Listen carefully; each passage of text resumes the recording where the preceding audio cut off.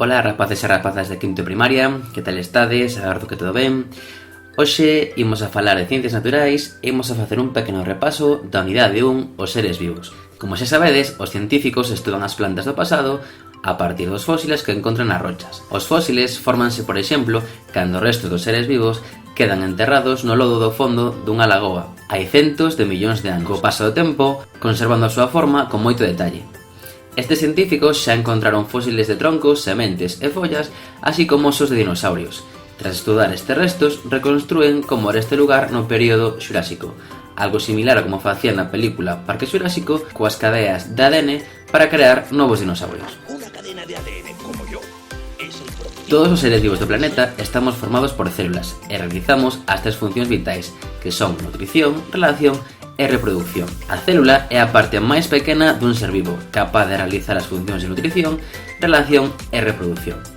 As células son microscópicas, é dicir, necesitamos un microscopio para poder velas. Teñen formas moi variadas, pero todas teñen tres partes: a membrana, que é a parte que a recobre, o citoplasma, un líquido que enche o seu interior e contén orgánulos, e o material xenético, que pode ou non estar encerrado nun núcleo. Non todos os seres vivos temos o mesmo número de células.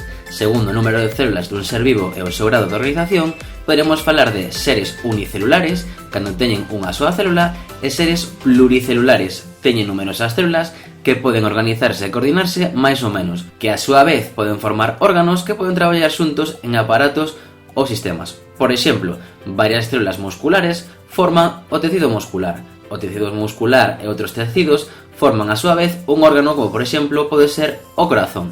E como xa sabedes, o corazón e outros órganos como os vasos sanguíneos forman o aparato circulatorio. Cando falamos de que todo ser vivo realiza as tres funcións vitais, falamos de nutrición. Consiste en obter os nutrientes que necesita, respirar, utilizalos e expulsar os refugallos que produce. A nutrición dos organismos que fabrican os seus nutrientes con sustancias simples chámase autótrofa. A nutrición dos organismos que obteñen nutrientes alimentándose de outros seres vivos chámase heterótrofa. Es decir, as plantas, por exemplo, terían unha nutrición autótrofa. Os animais que se alimentan de outros seres vivos serían heterótrofos. A función da relación, que consiste en reaccionar ao que acontece dentro e fora do corpo. É dicir, calquera de nós sempre ten calquer tipo de relación con todo aquilo que nos rodea. E por último, a función de reproducción, que consiste en producir descendentes ou fillos. Os seres vivos diferencianse uns doutros nas súas células, na organización do seu corpo e en como fan as funcións vitais. Segundo esas variacións, os científicos clasifican os seres vivos en reinos: moneras, protoctistas, fungos, plantas e animais. Estaríamos falando dos grandes 5 reinos. O primeiro grupo serían os moneras. Estes seres son unicelulares e a súa célula carece de núcleo. Este reino inclúe as bacterias e outros seres parecidos a elas. Os protoctistas, hai os unicelulares, protozoos, algas microscópicas e pluricelulares, que non forman tecidos como as grandes algas. As algas teñen nutrición autótrofa, os protozoos teñen nutrición heterótrofa. Os fungos son unicelulares, como os fermentos, e pluricelulares, como os mofos ou os champiñóns. As súas células non forman tecidos e teñen unha parede que rodea a membrana. A súa nutrición é heterótrofa. As plantas son pluricelulares. As súas células forman tecidos e teñen unha parede distinta das dos fungos. A súa nutrición é autótrofa. E por último, falaríamos dos animais, que son pluricelulares e as súas células sí que forman tecidos e ademais a súa nutrición é heterótrofa. Como acabamos de ver, o reino das plantas inclúe seres vivos pluricelulares con tecidos e con nutrición autótrofa. Estes organismos, na súa maioría, son terrestres, viven fixos ao solo, teñen partes de cor verde e as súas células están organizadas formando tecidos. En casi todos os casos, os tecidos forman órganos especializados para levar a cabo os seus diferentes procesos vitais, como as follas, as raíces, os talos ou outros. A excepción son os mofos e outras plantas similares, que teñen tecidos pero carecen de órganos. A maioría das plantas teñen unha organización corporal básica con raíz, talo, follas e vasos conductores. A raíz é subterránea e suxeita a planta ao solo. Pode ter formas moi diversas e adoita estar ramificada.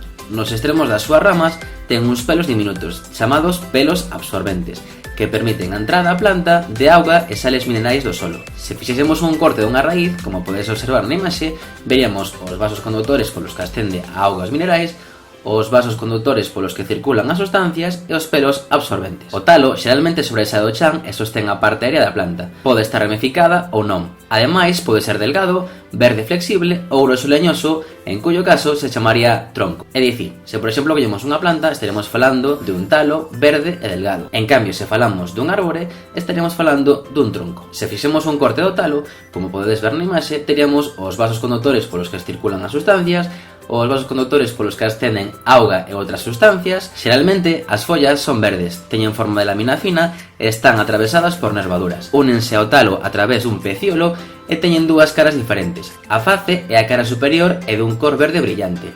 O envés é a cara inferior, é máis clara e menos brillante que a face e ten uns poros chamados estomas, que poden abrirse e pecharse e que comunican co exterior. Por último, falaríamos dos vasos conductores. Os vasos condutores son caldes formados por filas de células en forma de tubo que percorren o interior da raíz, do talo, das ramas e das nervaduras das follas. Polo seu interior circulan auga e outras sustancias. Por algúns vasos, as sustancias viaxen desde a raíz ata as follas, por outros, desde as follas ata outras partes da planta. Os vasos condutores serían para as plantas o que para nós serían as venas e as arterias. Ao igual que o resto de seres vivos, as plantas necesitan alimentarse. Polo tanto, falaremos da súa nutrición. As plantas teñen nutrición autótrofa, é dicir, fabrican nutrientes a partir de sustancias que toman do medio, distribúenas por todas as súas células, respiran e expulsan os refugallos que producen.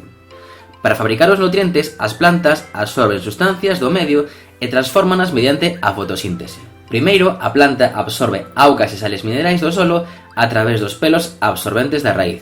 Estas sustancias forman o zume bruto, que chega ás follas polos vasos condutores.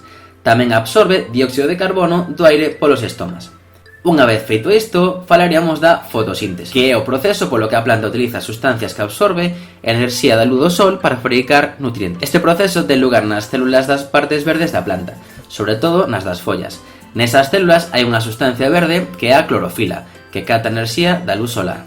Grazas a esa enerxía, a planta transforma o zume bruto e o dióxido de carbono en hidratos de carbono, que son os nutrientes. Este proceso ten lugar nas células das partes verdes da planta, sobre todo nas das follas. Nesas células hai unha sustancia verde que se chama clorofila, que capta a enerxía da luz solar. Grazas a esa enerxía, a planta transforma o zume bruto e o dióxido de carbono en hidratos de carbono. Estes, mesturados con auga, forman o zume elaborado. Este zume é repartido por toda a planta a través dos vasos condutores.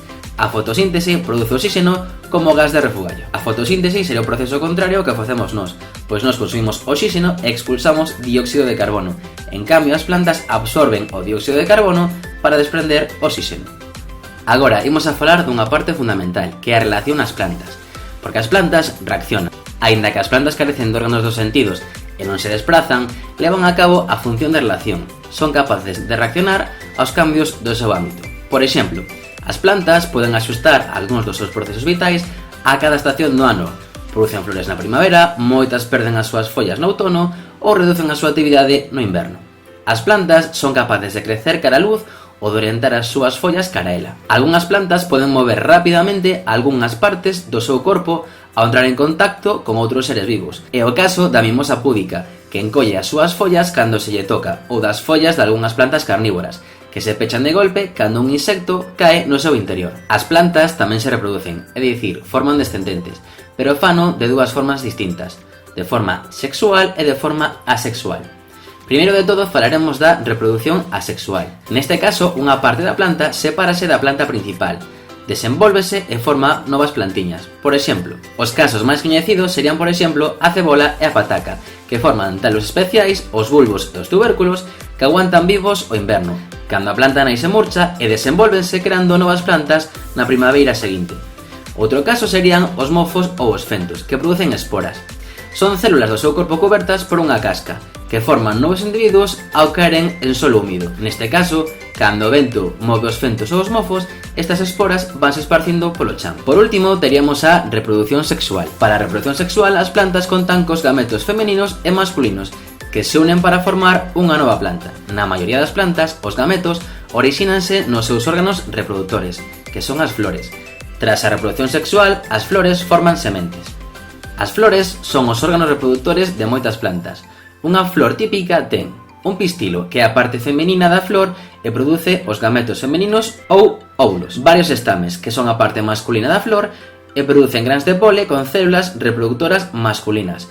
Hai flores que tamén teñen grupos de follas, especies que forman o cáliz e a corola. O proceso de reproducción sexual nas plantas que teñen flores e producen sementes consta de 4 etapas: a polinización, a fecundación, a formación de froitos e sementes e a xerminación. O primeiro paso é a polinización. A polinización é a chegada dun gran de pole dunha flor ata o pistilo doutra flor dunha planta da mesma especie. O pole pode pasar dunha flor a outra de varias formas. Por exemplo, mediante o vento, que arrastra os grans de pole que se desprenden dos estames e os leva ata o pistilo da outra flor. Outra maneira sería levada por animais, sobre todo os insectos, por exemplo, as abellas, que acoden ás flores atraídos polo seu néctar ou polas súas vistosas cores. Alí recollen o pole e lévano a outras flores cando as visitan. O segundo proceso sería a fecundación, que é a unión dos gametos masculinos do grande pole cos óvulos do interior do pistilo. Para que isto aconteza, o grande pole que chegou ao pistilo produce un fino tubo que se interna ata o óvulo e lle fai llegar os gametos masculinos. No momento que se unen os dos gametos, comeza a formarse unha semente. O terceiro paso sería a formación da semente e do froito. Cada óvulo fecundado forma un cigoto e despois un embrión, que é como unha planta filla en miniatura. Este embrión queda rodeado por unha cápsula chea de sustancias nutritivas, que é a semente. Ao mesmo tempo, o pistilo desenvólvese, xeralmente aumenta de tamaño e cambia de aspecto para formar un novo froito. As sementes quedan xeralmente no interior do froito. Cando as sementes están totalmente formadas, o froito adoita separarse da planta nai e as sementes espállanse. Por último, falaríamos da xerminación. As sementes que caen nun solo adecuado xerminan, é dicir, a cápsula que rodea rompe e o embrión actívase. O embrión desenvolvese alimentándose das sustancias do interior da semente e forma raiciñas, un pequeno talo e folliñas. Así comeza o desenvolvemento dunha nova planta. Bueno, e ata aquí chega este pequeno resumen da unidade 1 de Ciencias Naturais. Agardo que vos sirva de axuda e xa sabedes que se tedes calquer tipo de dúbida, non dubidedes en escribirnos tanto a David como a min. E unha cousa máis, xa vedes que se xuntamos o ADN e as células que non debemos, podemos obter un resultado que tal vez seña un tanto perigoso. Adeus!